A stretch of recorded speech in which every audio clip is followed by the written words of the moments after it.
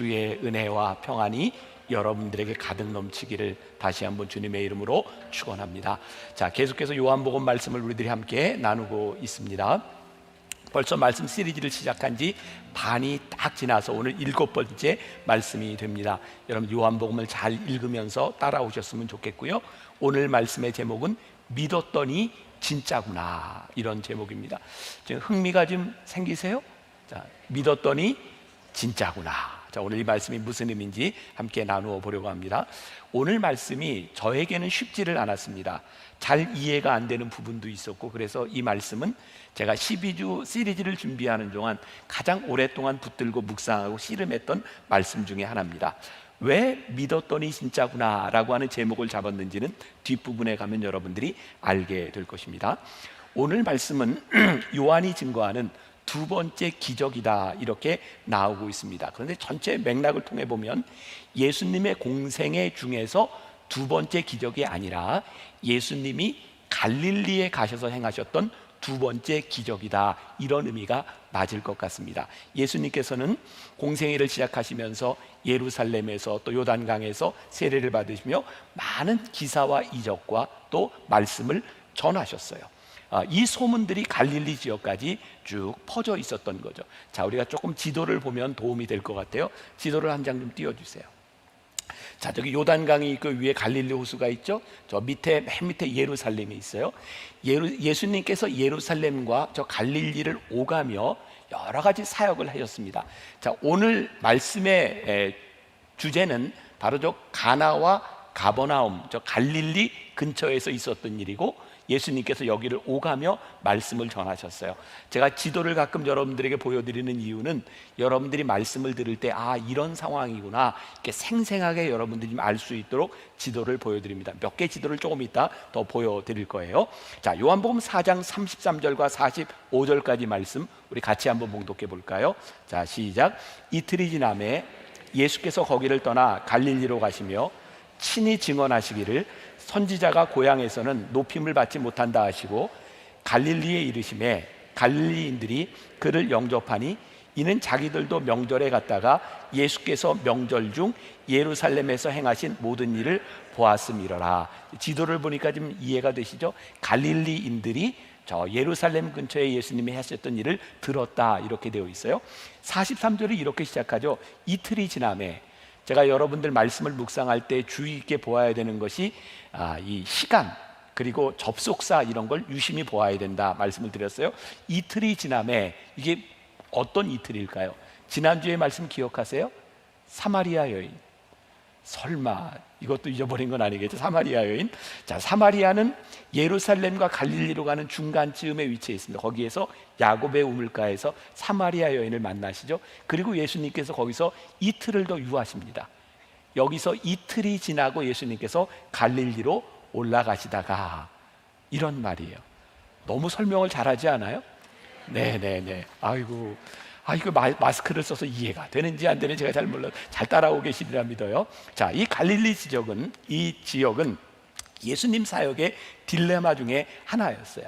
자, 44절에 이런 말씀이 있죠. 선지자가 고향에서는 높임을 받지 못한다. 예수님의 고향이 어디죠? 나사렛이었어요. 자, 지도를 아까 지도 다시 한번 띄워주세요. 나사렛이라고 하는 저 동네가 갈릴리에서 가깝습니다. 그 나사렛은 저 갈릴리 지역에 포함이 되는 거예요. 예수님께서 갈릴리로 가셨을 때 사람들이 예루살렘에서 예수님이 행하셨던 일들을 많이 듣고 궁금했던 거예요. 나사렛 예수라고 하는 사람이 예루살렘에서 그렇게 많은 기사와 이적을 행했다고 하는데 저게 뭔가 사람들에게 궁금증이 일어난 거예요. 그러니까 사람들은 그런 걸 보면서 그분이 진짜 메시아인가 봐 라고 믿는 사람도 있고, 설마 나사렛에서 우리가 알던 그 나사렛 예수가 그런 일을 행할 수 있을까에 대한 의구심을 품은 거죠. 그래서 사람들이 이렇게 생각하는 거예요. 그 사람이 진짜인지 가짜인지, 진짜 메시아인지 아닌지 한번 증명해봐. 그래서 이 지역에 있는 사람들이 예수님께 대한 기사와 이적을 많이 요구하고 있었던 거예요. 자, 우리가 계속해서 말씀을 통해서 배우는 것이지만 예수님께서는 기사와 이적 그 자체가 중요한 것이 아니라 그것이 무엇을 말하고 있는지를 보아야 된다고 계속해서 이야기하고 있죠. 바로 이 지역에서 왕의 신하 하나가 아들이 죽어가게 되었는데 예수님이 기사와 이적을 행하신다는 이야기를 듣고 예수님을 찾아온 장면입니다. 그것이 오늘 본문 말씀이에요. 자, 사람들은 삶의 위기를 만나면 자기의 삶을 뒤흔들어 놓는 그런 경험들을 하게 되고 삶의 위기 가운데서 하나님을 찾아오게 됩니다. 아마 여기에 예배드리고 있는 많은 분들도 예수님을 믿게 된 계기가 어쩌면 삶의 위기 가운데서 예수를 믿게 된 분들이 꽤 많을 것 같아요. 제가 가나의 혼인잔치 기적을 이야기하면서 했던 말인데 기억이 나시나요? 기적은 인간의 필요와 하나님의 능력이 만나서 일어나는 것이다. 제가 쓴 말이지만 참 확 와닿지 않아요? 예, 기적은 하나님의 필요에 의해서 생기는 것이 아니라 우리 인간의 필요가 하나님의 능력을 만날 때 일어나는 것이다. 그래서 우리들의 삶의 연약함, 자, 이런 의문이 들죠. 하나님이 우리를 사랑하신다고 하는데 왜 우리 인생에 고통의 문제가 찾아올까요? 제가 내년도에 설교 중에 이 고통의 문제를 좀 많이 다룰 겁니다. 왜 우리들에게 이런 어려움들이 오나요? 그런데 참 놀라운 것은 우리가 어려움을 겪을 때, 우리가 약함을 겪을 때 우리는 하나님께로 인도함을 받는 가장 명확한 통로가 된다는 거죠. 자, 오늘 본문 말씀 46절과 47절, 예수께서 다시 갈릴리 가나에 이르시니 전에 물로 포도주를 만드신 곳이라 왕의 신하가 있어 그의 아들이 가버나움에서 병들었더니, 여기 가나라는 지명이 나오고 가버나움이 나오고 있죠. 그가 예수께서 유대로부터 갈릴리로 오셨다는 것을 듣고 가서 청하되, 예수님이 유대로부터 갈릴리로 오셨대요. 청하되 내려오셔서 내 아들의 병을 고쳐주소서 하니 그가 거의 죽게 되었습니다. 자, 오늘 딱 절반을 왔으니까 제가 좀 설명을 이제 해드리고 여러분들 머릿속에 지명을 좀 잘 넣어드리고 가는 게 좋을 것 같아요. 요한복음 1장에서 예수님이 세례를 받으셨어요. 세례 요한을 만나죠. 그리고 예수님의 제자들을 부르셨어요. 베드로와 안드레, 요한. 자, 첫 번째 지도. 자, 예수님께서 처음으로 행하셨는데 요단강을 끼고 밑으로 저렇게 내려오면 여리고가 있어요. 예수님이 세례를 받으신 저 세례터는 저기 요단강이 아니고 한참 밑에 예루살렘 쪽에 있는 요단강입니다. 저기에 베단이라고 하는 곳이 등장을 했어요. 거기에서 세례 요한도 만나고 베드로와 안드레와 요한도 제자로 부르십니다. 1장이에요. 자, 2장에 넘어가 보세요. 예수님께서 이제 저기 활동을 하시다가 가나로 올라가셨어요. 갈릴리 지역으로.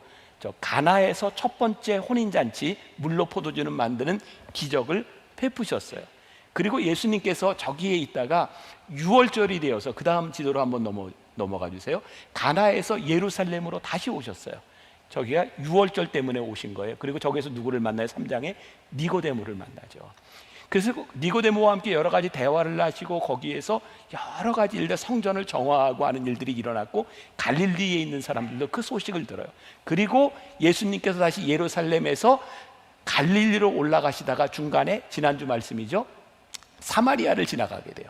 자, 야곱의 우물 사마리아에서 예수님께서 여인을 만나고, 그리고 이틀이 지난 후에 오늘 4장 말씀이 어디로요? 저기 예수님께서 가나로 다시 올라가신 거예요. 그러니까 예수님께서 예루살렘에서 시작하셨다가 갈릴리로 가셨다가 다시 예루살렘으로 오셨다가 다시 사마리아를 거쳐서 갈릴리로 가게 되는 것이 1, 2, 3, 4장의 이야기다.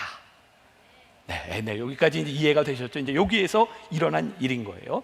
자, 여기에 왕의 신하라고 하는 사람이 등장을 하고 있는데, 히라보 원어에 보면 바실리코스라고 하는 말이 등장하는데, 이게 뭐 왕궁 뭐 그런 말을 쓸 때 하는 말이에요. 바실리코스. 영어 성경에 보면 노블맨 혹은 로얄 오피서라고 표현이 되어 있어요. 귀족이라는 말입니다. 당시 갈릴리 지역은 헤롯 안티파스라고 하는 왕이 지배를 하고 있었어요. 자, 여러분들의 성경을 이렇게 볼 때 헤롯이라고 하는 이름이 등장하는데 다 헤롯 왕인데 우리가 헷갈릴 때가 좀 있어요. 4번 헤롯 왕에 대한 이야기가 나오는데, 예수님이 태어나실 때 모든 영아들을 살해했던 사람은 누구냐면 헤롯 대제예요. 헤롯 대제. 그리고 여기 나오는 분봉왕 헤롯 안티파스라고 하는 사람은 헤롯 왕의 아들입니다. 요 헤롯 안티파스가 다스리고 있었던 갈릴리 지역의 분봉왕, 이 사람은 누구냐면 세례 요한의 목을 쳤던 사람입니다. 그리고 이 사람은 로마에 이렇게 아부하기 위해서 티베리우스 디베리아라고 하는 도시를 로마 황제에게 헌정했던 그런 사람이기도 합니다. 아무튼 당시에 권력을 가지고 있었던 이 사람의 왕의 신하, 그도 역시 권력을 가지고 있었고 로마의 영향력 안에서 많은 사람들에게 힘을 가지고 있었던 사람이었던 거죠. 그런데 아무리 힘이 있어도 자기 자식의 문제에서는 하염없이 약해지고 무너질 수밖에 없는 존재였던 거죠. 그 사람에 대해서 더 자세한 건 나오지 않지만 왕의 신하였던 이 사람이 삶의 위기 가운데서 예수님 앞에 아주 겸손하고 겸허하게 나아오게 됩니다. 자, 조금 아까 이야기했던 가나라고 하는 곳과 가버나움이라고 하는 두 개의 도시가 있는데 저 거리가 한 32km 정도 되는 거리였다고 이야기를 해요. 요즘과 같은 상황이 아니라 그 옛날 갈릴리 호수를 끼고 산길을 지나서 32km를 지나간다는 것은 그렇게 쉬운 일이 아니었을 겁니다. 그런데 왕의 신하가 아들의 문제를 놓고 자존심을 다 내려놓고 예수님 앞에 찾아가게 되는 순간이 오죠. 다시 이야기합니다. 여러분, 혹시 오늘 여러분들의 삶에 내가 어찌할 수 없는 그런 문제에 봉착했다면 우리들이 가장 겸손해질 수 있는 시간이기 때문에 우리들에게 복되다라고 저는 먼저 말할 수 있을 것 같아요. 이 사람이 예수님께 나아가서 청했다라고 되어 있습니다. 현대인의 성경에 보면 애원했다라고 되어 있고요. 제가 영어 성경 NIV 성경을 보니까 영어로 beg라는 말을 쓰고 있더라고요. 애원하고 간청하는 거예요. 요한복음 4장 48절에 예수님께서 간청하고 나온 이 사람 왕의 신하에게 뭐라고 말씀하시는가? 예수께서 이르시되 너희는 표적과 기사를 보지 못하면 도무지 믿지 아니하리라. 이 상황을 한번 여러분들이 보세요. 왕의 신하가 자존심 다 내려놓고 예수님 앞에 와서 내 아들 좀 살려달라고 하는데 예수님이 굉장히 냉소적으로 이야기하시는, 너희들은 도대체 기사와 표적을 보지 않으면 믿지 않는 자들이구나. 저는 이 부분에서 이 왕의 신하가 예수님 앞에서 그는 진실 앞에 서게 되었다. 그는 예수님을 믿는 믿음으로 온 것이 아니라 기사와 표적을 구하며 예수님 앞에 나와 있었다. 자, 분명히 이야기하면 아직 예수님을 믿는 믿음이 아니라 그는 예수님께 기사와 표적을 구하고 있다. 근데 예수님께서 직설적으로 그 왕의 신하에게 말씀하신 거예요.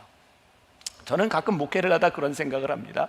우리 교인들에게, 우리 장로님들에게, 우리 목회자들에게 직설적으로 이야기하는 것이 참 쉽지 않다. 왜? 마음 상할 수 있으니까. 그런데 오늘 말씀을 보면서 예수님께서 그 왕의 신하에게 직설적으로 말씀하실 때, 혹은 진실 앞에 우리를 서게 할 때, 이것이야말로 우리들의 큰 축복이구나. 제가 가끔 그런 얘기하죠. 말씀을 듣다가 그 말씀으로 인하여 우리의 마음이 아프게 하여 주옵소서. 말씀이 우리를 때리고 진실이 우리를 아프게 하는 것은 우리들에게 큰 축복이다. 자, 말씀을 준비하면서 저에게 생각났던 책이 하나, 아마 그때 제가 이 책을 읽고 있었던 것 같아요. 안녕 기독교라고 하는, 지금은 목사가 돼서 김정주 전도사가 쓴 책입니다. 이 책에 보면 선악과에 대한 문제를 가지고 진실 앞에서는 우리 인간들에 대한 문제를 다루고 있어요. 이런 예를 들더라고요. 이 전도사님이 전도사 사역을 하면서 그 교회 학교 어린아이들이 있는데 한 8명쯤 이 전도사님 집에 놀러 왔대요. 되게 개척교회들이 그렇잖아요. 집을 다 개방해서 다 쓰고 뭐 활동하고 하니까. 근데 이 아이들이 노는데 이 아이들만 놔두고 이 전도사님이 밖에 잠깐 나가야 될 일이 생겼다는 거예요. 그래서 아이들에게 이렇게 당부했답니다. 전도사님이 나가 있는 동안 너희들이 마음껏 놀아도 돼. 그런데 단 한 가지는 절대로 하면 안 돼. 냉장고는 건드리지 마. 너희가 이걸 여는 날에는 정령 죽으리라. 이렇게 아이들한테 이야기를 한 거예요. 아이들이 막 신나게 놀다가 이게 자기 집인 줄 알고 놀다가 딱 냉장고를 보는 순간 아이들이 뭘 깨달아요? 아, 이게 우리 집이 아니구나 라는 것을 깨닫게 됐다. 아, 이게 전도사님의 집이구나. 이 김정주 전도사가 선악과에 대한 문제를 이야기하면서 이 선악과를 볼 때 우리 인간들이 깨닫게 되는 진실이 있다. 그러니까 이 냉장고는 아이들에게 큰 은혜라는 거죠. 너희들이 지금 어디에 있는지를 깨닫게 하니까. 선악과 문제에 대해서 우리들이 많은 의문들을 가지고 있어요. 어떤 의문? 하나님 왜 선악과를 만드셔서 인간들로 하여금 타락하게 만드셨어요? 하나님은 우리 인간들에게 자유의지를 주셨는데, 우리들이 무언가를 다 할 수 있도록 하셨는데, 인간들이요 에덴 동산에서 무엇이든지 다 할 수 있는데 선악과를 딱 보는 순간 뭐를 느껴야 돼? 아, 우리는 하나님이 아니구나.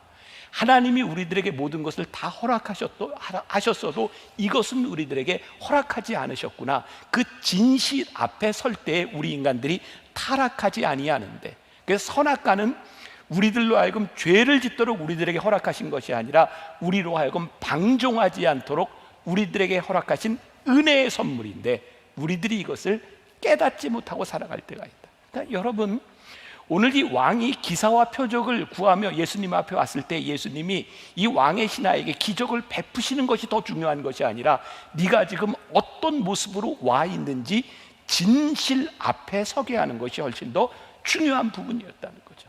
자, 오늘 우리가 진실 앞에 선다고 하는 것, 자 48절과 49절 예수께서 이르시되 너희는 표적과 기사를 보지 못하면 도무지 믿지 아니하리라. 신하가 이르되 주여 내 아이가 죽기 전에 내려오소서.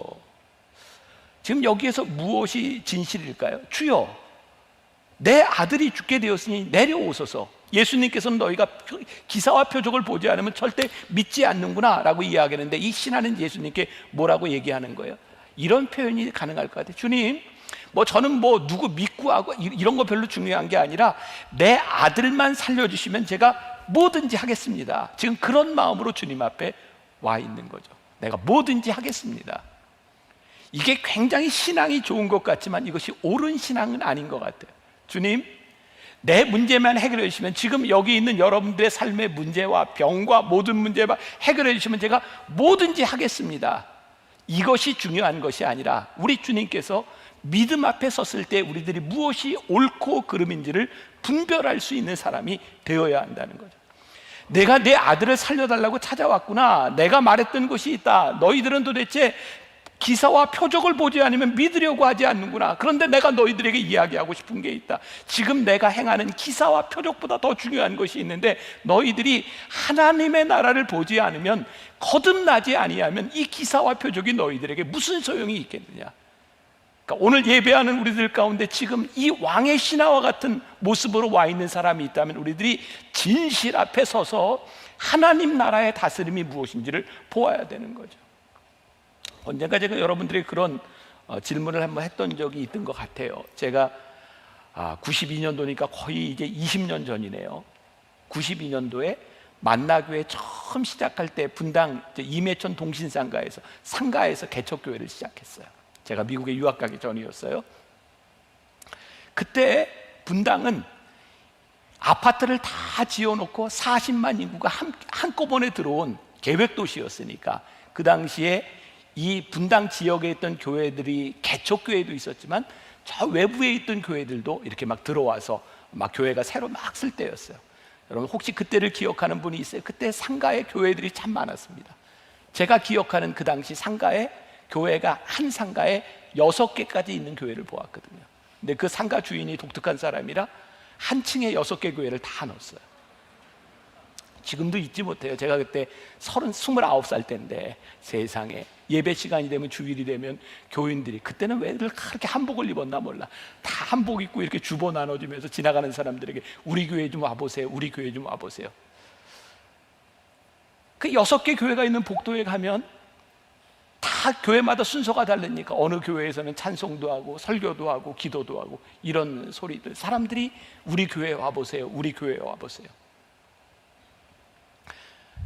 바로 옆에 판교가 이렇게 들어오던 때, 그때를 여러분들 기억하시는 분이 있는지 모르겠어요. 거의 10년 가까이 됐죠. 우리 교회에서도 저기에 신도시가 들어오면 우리들이 전도해야 되겠다, 70문도 막 장로님들하고 막 전도 전략도 짜고 그럴 때였어요.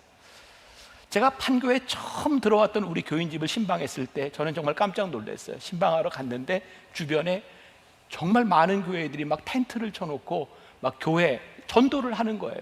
전단지를 나눠주고 막 집집마다 막 부침개도 이렇게 붙여주고 하면 사람들에게 이사 왔으니 우리 교회 좀 나오라고 분당에 있는 교회들이 이렇게 전도를 하는 거였어요. 그때 모르겠어요. 제가 이렇게 의롭거나 이래서 하는 게 아니라 제 마음이 많이 불편하고 창피했어요. 하나님을 믿지 않는 사람들이 저 모습을 보면 저들은 어떻게 느낄까? 저는 적어도 그게 복음을 전하는 모습이 아니라 우리 교회를 홍보하는 모습으로밖에는 보이지 않았어요. 제가 그래서 주일날 와서 설교 시간에 그런 선포를 했던 거 기억하세요? 여러분, 만나교회는 지금부터 판교회 전도 금지령입니다. 절대로 판교회 가서 전도하지 마세요. 이 말을 오해하지 마세요. 복음을 전하지 말라고 하는 것이 아니라 우리들이 생각하고 있는 우리 교회로 오세요, 교회로 이끌어오는 일을 하지 마세요. 교회가 부흥하는 것이 잘못된 것이 뭐가 있겠습니까? 교회가 부흥하는데 그것을 싫어할 목사가 누가 있겠습니까? 그런데 진짜 더 중요한 게 있는 거예요. 내 교회가 부흥하고 내 교회에 사람이 많이 모이는 것보다 지금 하나님의 다스림과 하나님의 인도하심과 하나님의 뜻이 이곳에서 이루어지고 있는가를 우리들이 보지 않는다면 우리는 모든 목적을 위해서 우리들이 하고 있는 수단을 정당화할 수 있는 거예요. 우리들의 신앙이요, 하나님 앞에 우리들이 바라고 있는 욕망을 이루기 위해서 우리들이 하고 있는 모든 수단들을 정당화하며 기사와 표적과 이적을 구하는 것이 하나님께서 옳지 않다라고 우리들에게 말씀하고 있는 거예요. 예수님 앞에 서 있는 아버지의 모습이 혹시 우리의 모습은 아닐까? 우리들 역시 우리의 필요를 따라 우리의 욕망을 가지고 우리들은 끊임없이 하나님 앞에 기사와 이적을 구하는 사람은 아닌가? 하나님께서 우리를 창조하실 때 순종하는 삶이 무엇인지 가르쳐 주시려고 우리들에게 선악과를 만들어 주셨는데 그것조차도 욕망의 대상으로 만들어버린 아담과 하와가 타락했던 모습들이 우리들에게 있는 것은 아닌가? 제가 지난주에도 여러분들에게 그런 말씀드렸죠. 제가 요한복음을 묵상하면서 내가 왜 진즉에 이 말씀이 이런 뜻이었구나, 이런 말씀이었구나 하는 것을 이렇게 깊이 깨닫지 못했을까?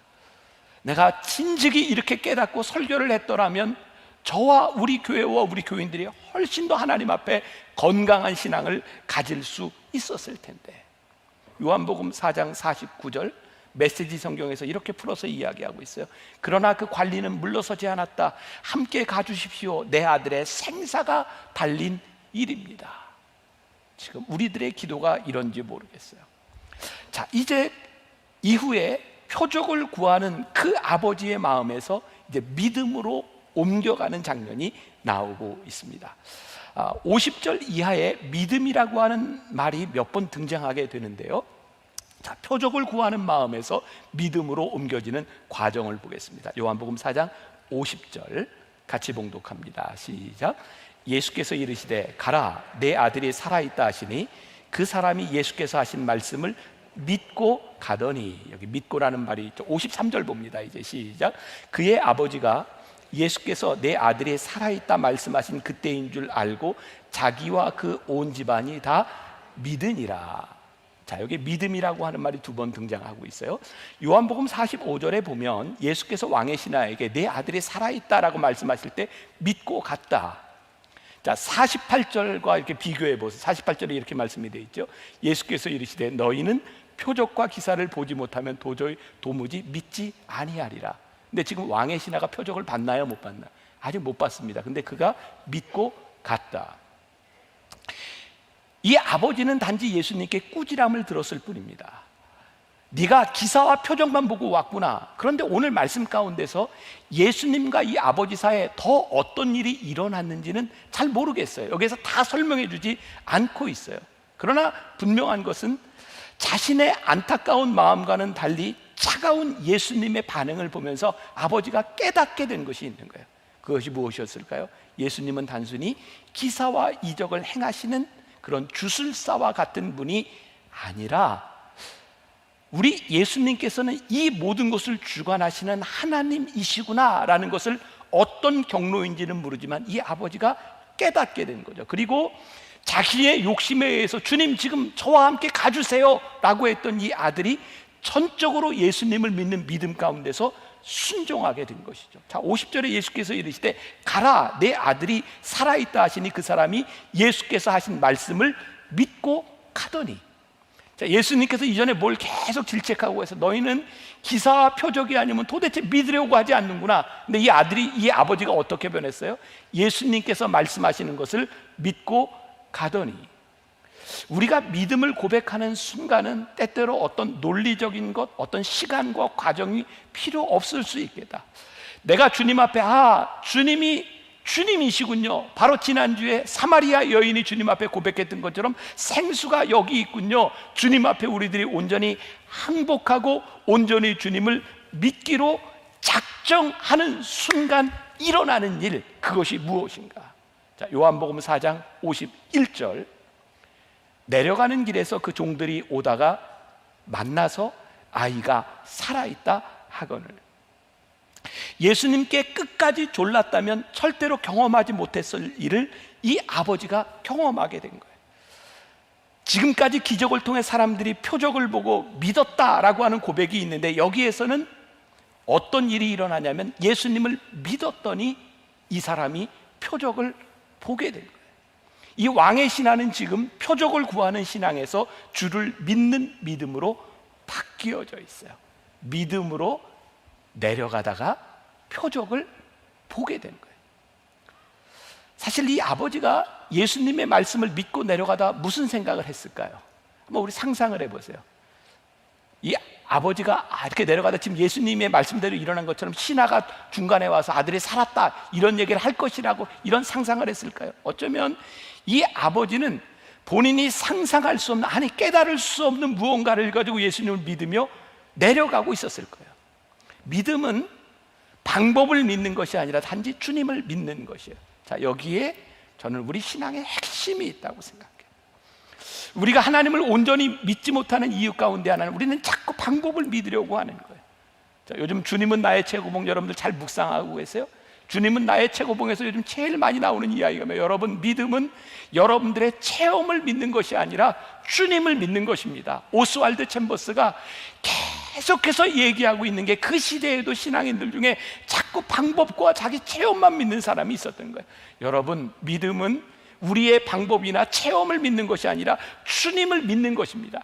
주님을 믿을 때 우리들이 체험할 수 있는 것은 우리들이 생각할 수 없는 일들이고, 주님을 믿을 때 우리들이 경험하는 것은 주님께서 행하시는 일들을 우리들이 경험하게 돼요.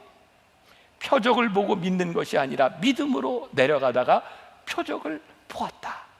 요한복음 4장 53절, 그의 아버지가 예수께서 내 아들이 살아있다 말씀하신 그때인 줄 알고 자기와 그 온 집안이 다 믿으니라. 온 집안이 다 믿으니라. 자, 그러면 저에겐 또 이런 의문이 생겼어요.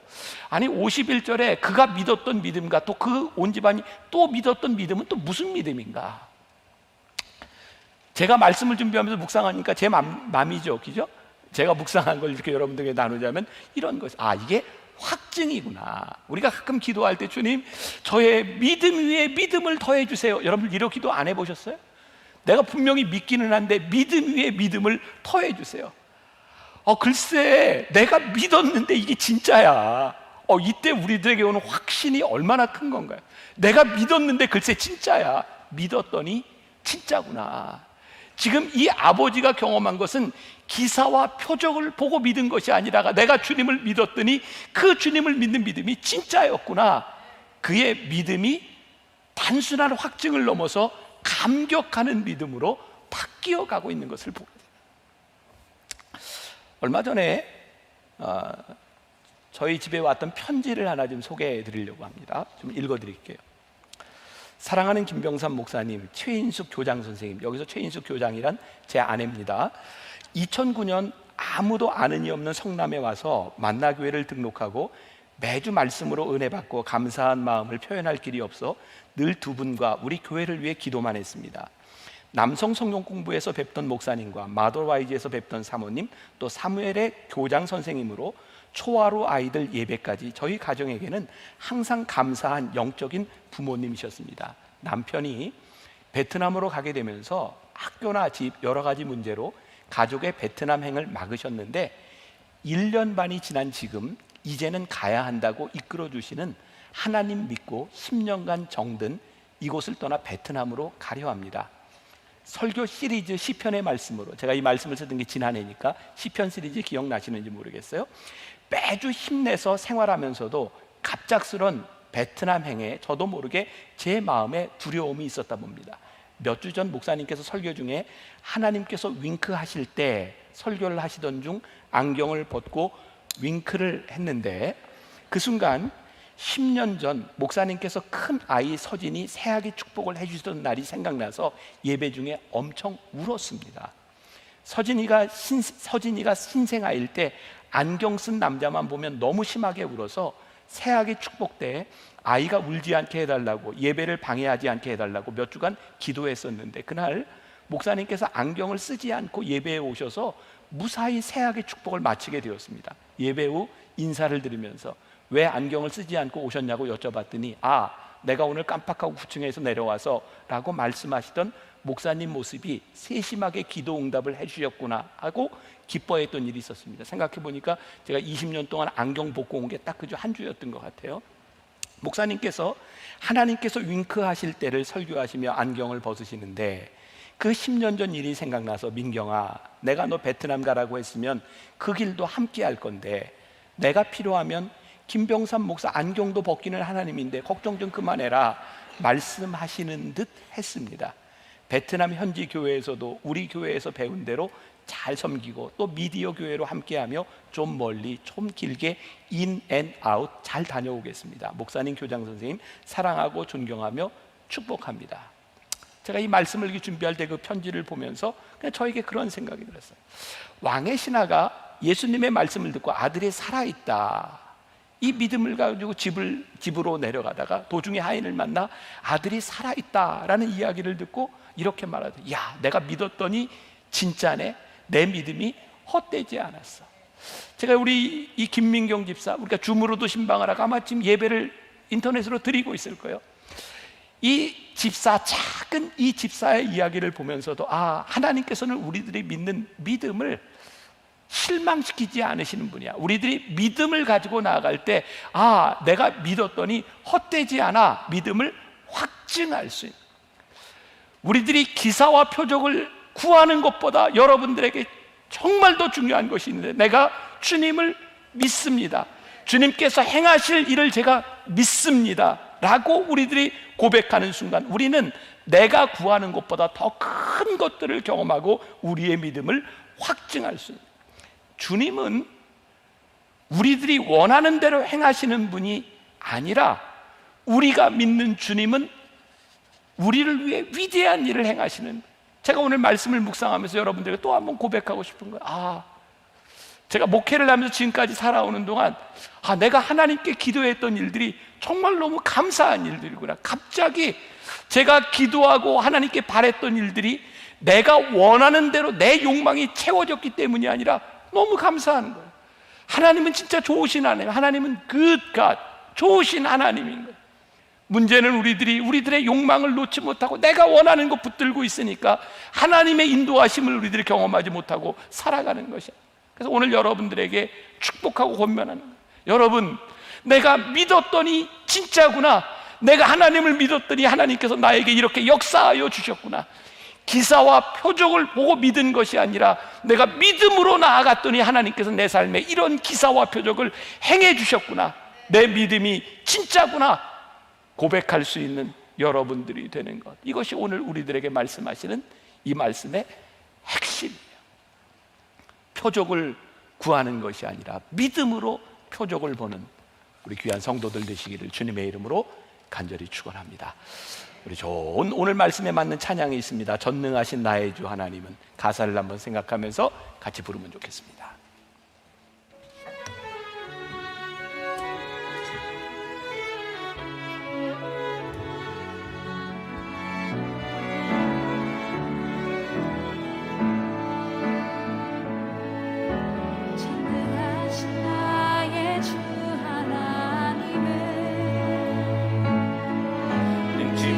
하실 일 전혀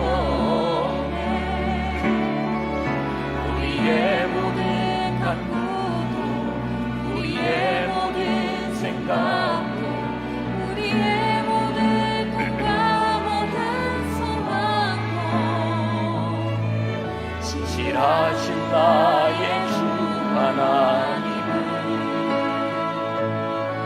우리의 모든 괴로움 바꿀 수 있네.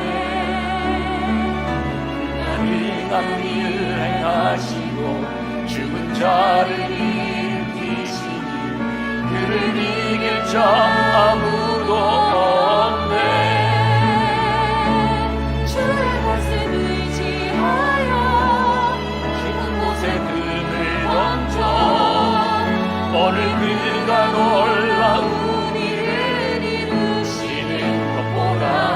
주의 말씀 의지하여 믿음으로 금을 던져 있는 자에게 듣지 못한 주의 말씀 의지하여 주의 말씀 의지하여 깊은 곳에 금을 던져 오늘 그가 놀라운 일을 이루시는 것 보라.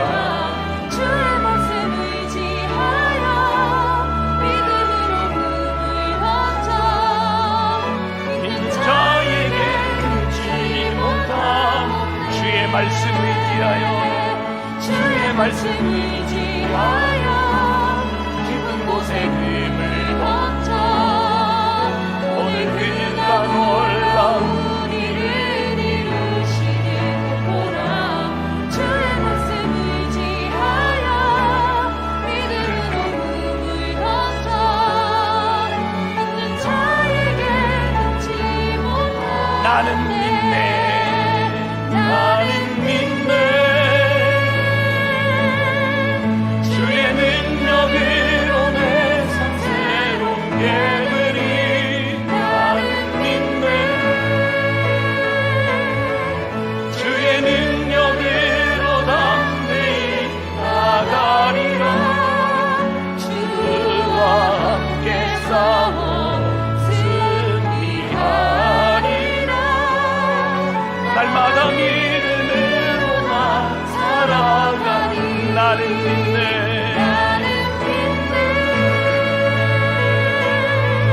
주의 능력으로 내 삶 새로운 깨들이 나는 믿네. 주의 능력으로 담대히 나가리라. 주와 함께 싸워 승리하리라. 날마다 믿음으로 나 살아. 우리 한 번 더 나는 믿네